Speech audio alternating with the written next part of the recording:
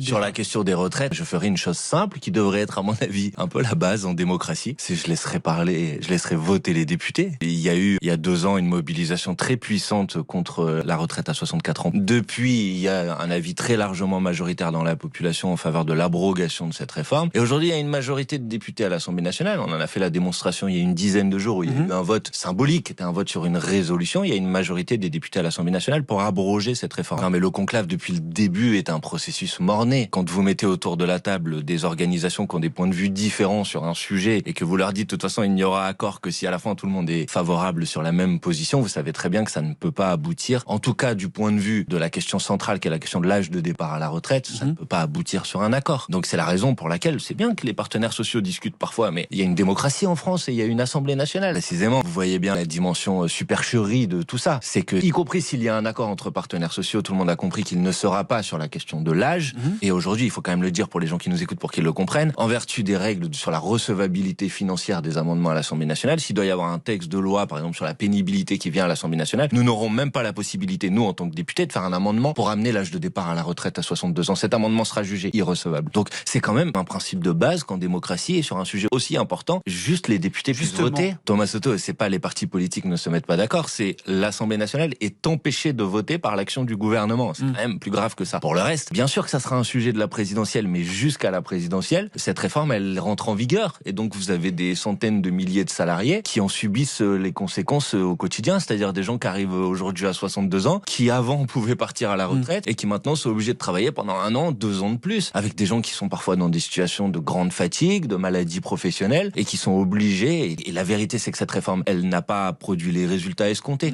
qu'elle n'a pas produit le retour massif à l'emploi entre 62 et 64 ans. Au moment où le chômage repart à la hausse, je pense que tout le monde peut comprendre que l'idée d'aller pousser les gens quand ils ont 62 ou 63 ans à aller travailler encore, c'est une idée qui est complètement absurde. Moi, je vais être très clair, à partir du moment où ce conclave n'aboutit pas sur l'abrogation de la réforme des retraites, nous déposerons une motion de censure. Le conclave, je crois qu'il y a une nouvelle réunion, dorénavant lundi. Donc, on va aller jusqu'à lundi. Si lundi soir, ces travaux se terminent sans accord ou avec un accord qui ne contient pas l'abrogation de la réforme des retraites, déjà que ça, on déposera une motion. Donc, il y aura forcément, assurément, une motion de censure déposée par LFI la semaine prochaine. Oui, bien sûr.